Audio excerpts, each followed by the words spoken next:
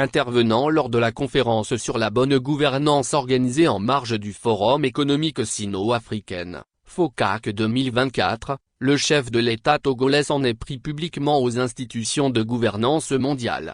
Le chef de l'État Faure Gnassingbé a passé à la sulfateuse la Banque mondiale, BM, et le Fonds monétaire international, FMI, en indexant leur gouvernance. Et pourtant, l'économie togolaise, exsangue et asphyxiée par une gestion approximative des ressources du pays, et sous perfusion permanente de ses institutions de Bretton Woods. En Chine, le président togolais, dans son intervention, n'est pas allé du dos de la cuillère. Les mots ont été choisis sans embâge. Le FMI, la Banque mondiale et l'Organisation mondiale du commerce, OMC, en ont eu pour leur compte. L'avis général est que les institutions internationales ne fonctionnent pas bien et la gouvernance mondiale laisse à désirer, a asséné Faure Gnassingbé. L'Organisation mondiale du commerce est moribonde. Les banques de développement vont mal. Et le FMI ne va pas très bien non plus. Au-delà des questions de moyens financiers, le mauvais fonctionnement vient d'une gouvernance dépassée, désuète où les pays les plus riches sont surreprésentés. La dernière décision significative sur les quotas à la Banque mondiale et au FMI date de 2010. Et j'appelle de mes vœux une réforme générale permettant à ces institutions de mieux représenter l'économie mondiale, a-t-il expliqué.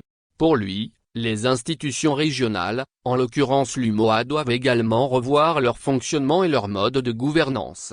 Hypocrisie. Faure Gnassingbé veut-il se libérer de l'assistance du FMI et de la Banque mondiale? C'est loin d'être le cas. Loin des discours visant à faire plaisir à la Chine, le gouvernement togolais entretient des relations étroites avec les institutions de Bretton Woods qui maintiennent le pays à flot. En effet, en mars 2024, le conseil d'administration du FMI avait encore approuvé un accord de 42 mois au titre de la facilité élargie de crédit, FEC, en faveur du Togo. Cet accord porte sur un financement d'environ 390 millions de dollars, environ 230 milliards de FECFA, avec un décaissement immédiat de 68,3 millions de dollars environ, près de 40 milliards de FECFA.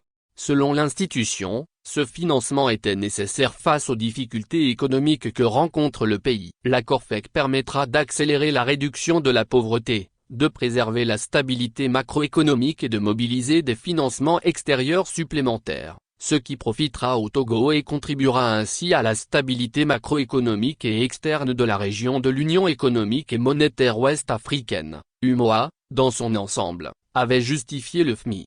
Pas plus tard qu'en juillet 2024, le gouvernement togolais a signé avec la Banque mondiale 3 accords de financement d'un montant total de 1,5 milliard de dollars US, soit 900 milliards de FECFA. Ces accords donnent au Togo une dérogation spéciale pour l'accès au guichet de prévention et de résilience de la Banque mondiale pendant 5 ans allant de juillet 2024 à juin 2029. Cette dérogation est également une réponse au plaidoyer fait par son Excellence le Président de la République, NDRL, Faure Gnassingbé lors de sa visite aux assemblées annuelles de la Banque mondiale en octobre 2022 et réitérée lors de la visite de l'ex-président de la Banque mondiale, a expliqué Fiyi Sissoko, représentant résident de la Banque mondiale au Togo.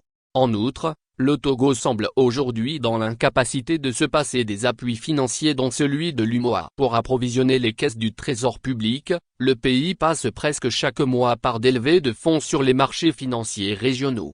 Incapable de doter le pays d'un modèle économique viable, le régime de père en fils qui gouverne le pays depuis plus de 57 ans, semble vouloir mettre sur le dos de ces institutions de son échec cuisant à garantir une vie meilleure aux Togolais. Pendant ce temps, le même gouvernement continue de tendre la main à ces institutions dont la gouvernance laisse à désirer. Une forme d'hypocrisie qui ne dit pas son nom. Dans tous les cas, la gouvernance prônée par le FMI et la Banque mondiale est foncièrement liée aux velléités de certains chefs d'État, dont Faure Gnassingbé, de ne pas céder le pouvoir.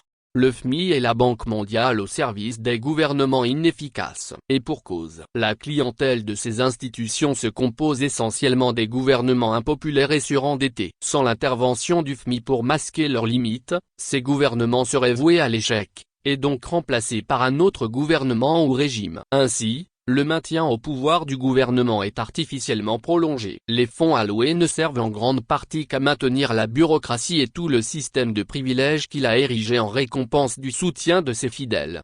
sachant que dans ces régimes, le pouvoir repose non pas sur les idées mais sur des intérêts matériels auxquels ils peuvent pourvoir. Les tenants ne voient qu'une seule solution, recourir à l'aide financière venant de l'extérieur, sous forme d'aide au développement, de crédit à long terme, de crédit à court terme, peu importe. Par conséquent, ils sont évidemment prêts à faire des concessions politiques et économiques. C'est le cas de nombre de pays africains dont les gouvernants s'accrochent au pouvoir ad vitam aeternam. In fine, la gouvernance des institutions économiques internationales dénoncée par Faure Gnassingbé n'est pas imposée de l'extérieur, elle est le fruit de la politique antérieure, notamment au Togo, du régime en place depuis plus de 57 ans et de la volonté de Faure Gnassingbé de rester au pouvoir à tout prix. Comme dit-on, c'est l'hôpital qui se moque de la charité.